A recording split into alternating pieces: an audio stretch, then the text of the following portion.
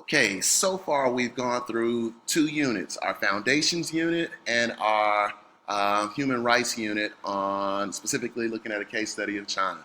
And in those units, we got a chance to discover and see that the Cold War and decolonization are going to play a major role moving forward for the next 50 years. Again, prior to the emergence of the Cold War, prior to World War II, we're talking about a period of time where the international community is coming to a conclusion that we need something different moving forward. So I want to set the stage for Unit 3 by talking a little bit about the post-colonial experience. So specifically, when we begin to think about this, uh, upon attaining independence, and we know that was a goal that many people had, upon attaining independence, African leaders looked to the future with optimism. And the reason I'm focusing on African leaders at this particular point is because of where we're going in this third unit. We're going to look at our case study would be the Democratic Republic of Congo. But I want to zoom out a little bit and give you some context before we zoom in and specifically look at the DRC. So African leaders look to the future with optimism. They recognized they had challenges to meet, but most believed that they were equal and able for the task. And at the same time, many developed their own ideas about how to manage their countries. Again, keeping in mind that post-colonial, we know that most folks were thinking about either capitalism or communism. But again, at this time, many began to develop their own ideas of how to manage their countries.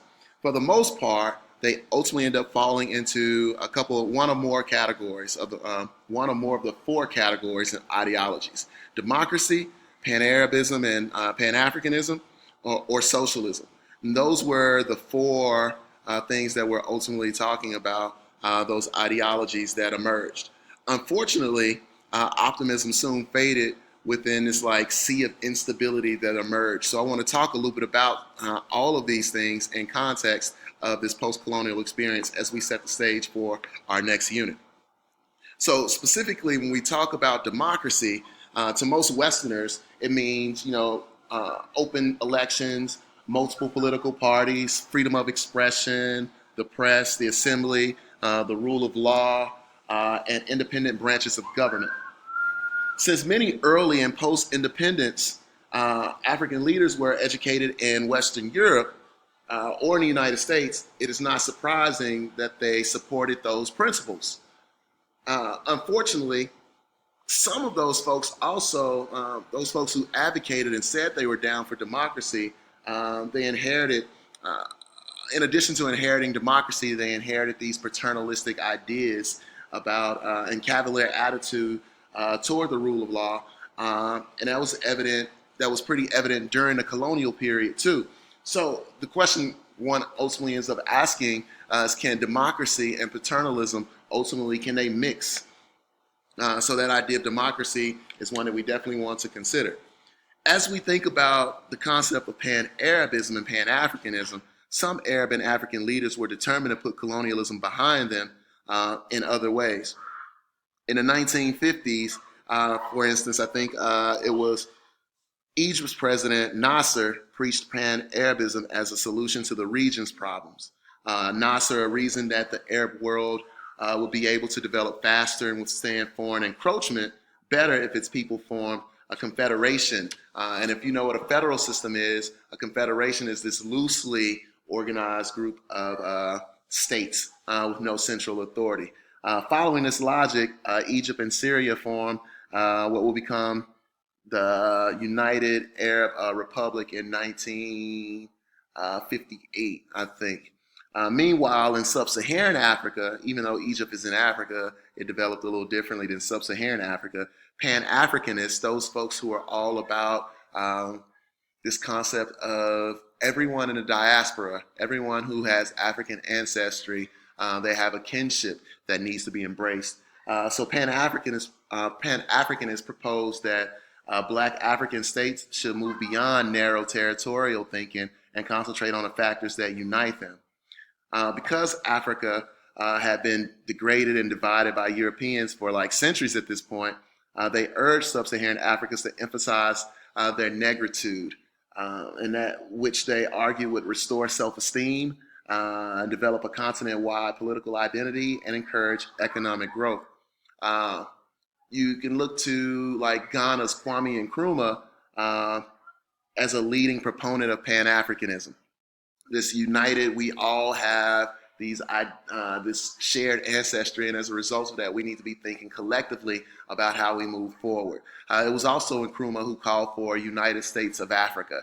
So that kind of gives you an idea of where he was going, what he was going for with this idea of Pan-Africanism. His efforts were in part responsible for the formation of the OAU, the Organization of African Unity, which was formed in 1963, I believe. So if democracy and Pan-Arabism and Pan-Africanism represented the first three components, now we're talking about socialism.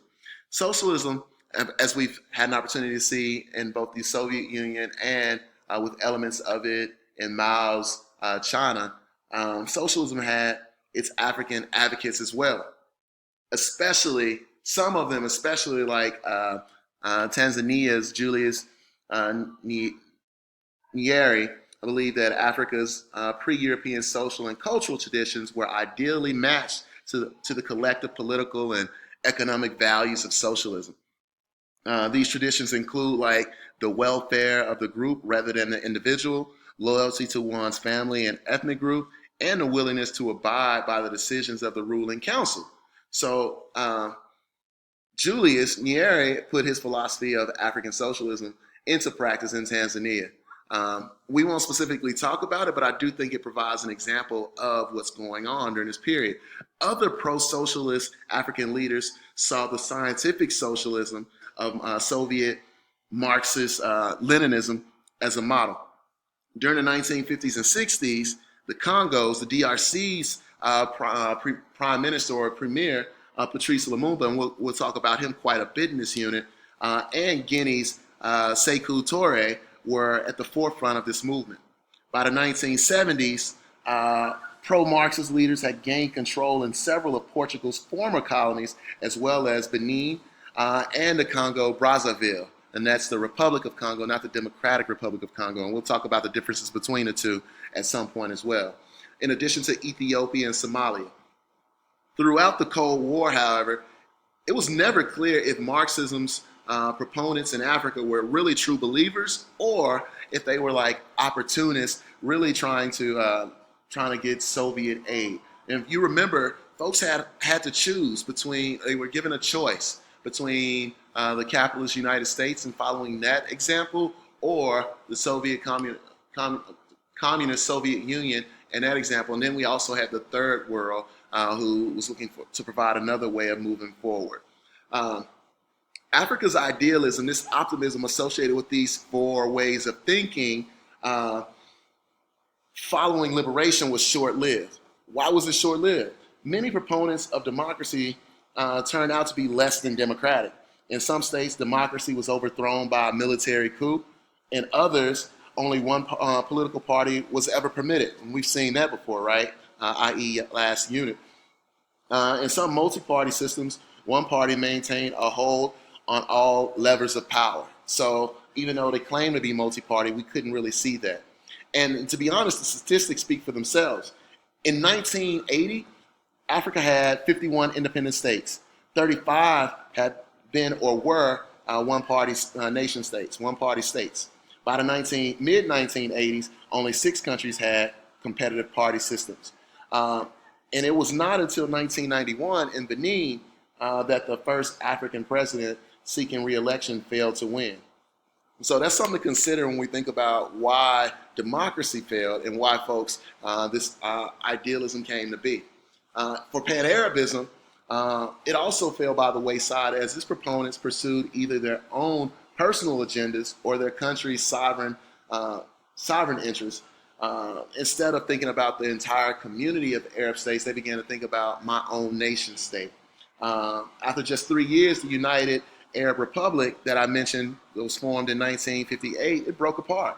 Nasser continued as like Pan-Arabism spokesperson, but as time passed, fewer and fewer Arab nations, Arab leaders gave him serious consideration. or attention. They were concerned that Nasser had his own agenda and that Egypt had these hegemonic aims. And remember, hegemony is this idea of consensus through dominance. So he had his own aims. Pan-Africanism also failed to develop mass appeal. Its leading spokesperson, Ghana's Kwame Nkrumah, pursued dictatorial and nationalistic policies. He was removed from power by Ghana's military in 1966. And then finally, when we think about socialism and why it also led to this end of idealism, it was often used to cover up autocratic rule. And we've seen that before. Benin, the Congo, Brazzaville, Ethiopia, Guinea, Mali, Somalia, and some other states all claim to pursue Marxism during the 1960s and 70s. In most cases, though, this was just a thinly disguised shield for dictatorships motivated for personal gain. So, and this is ultimately going to lead to the spread of political instability. While the civil war in the Congo, the DRC, Congo-Kinshasa, after 1960, may have been related to the U.S.-Soviet Cold War rivalry, it was more difficult to dismiss the 1963 of Togo's president, Sylvanus Olympio, as a product of foreign intervention. Olympio was killed by disgruntled former members of Togo's armed forces.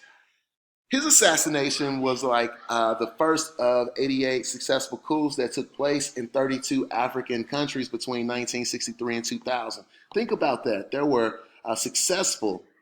88 successful coups that took place in 32 African countries between 63 and 2000. So when we talk about political instability, that's it in a nutshell.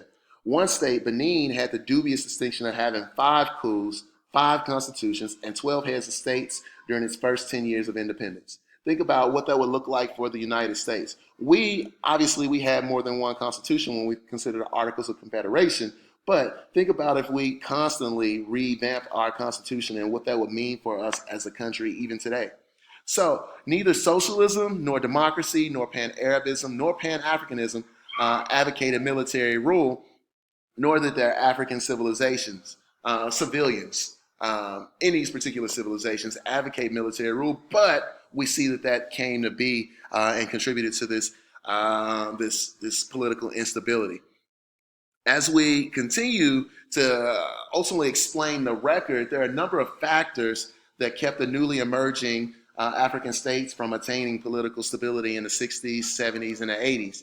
These included the legacies of colonial rule, the challenges imposed by the international political and economic system, and domestic failures. But what were those colonial legacies?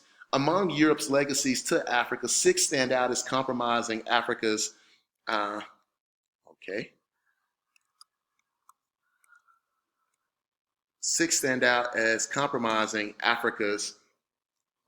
was I going? Lost my train of thought. 6 stand out as compromising Africa's political stability, and those are social and cultural disruption, underdeveloped human potential, weak infrastructures and exploited resources, disoriented trade patterns, and these preset colonial boundaries, and the colonial government as a negative role model.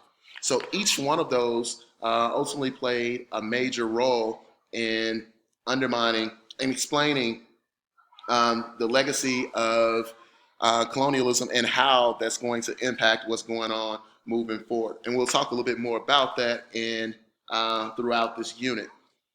Additionally, instability after independence also resulted from international challenges. Chief among these were the Cold War and the international economic system. Those are things that we'll also unpack. But in addition to those international challenges, we also have domestic problems of ethnic conflicts, corruption, and poor decision making. So throughout this unit, we're going to unpack a little bit more of these. So make sure you pay attention to all of the videos or the screencasts that we put out here for you all, so that you can have the support that you need throughout this unit. All right.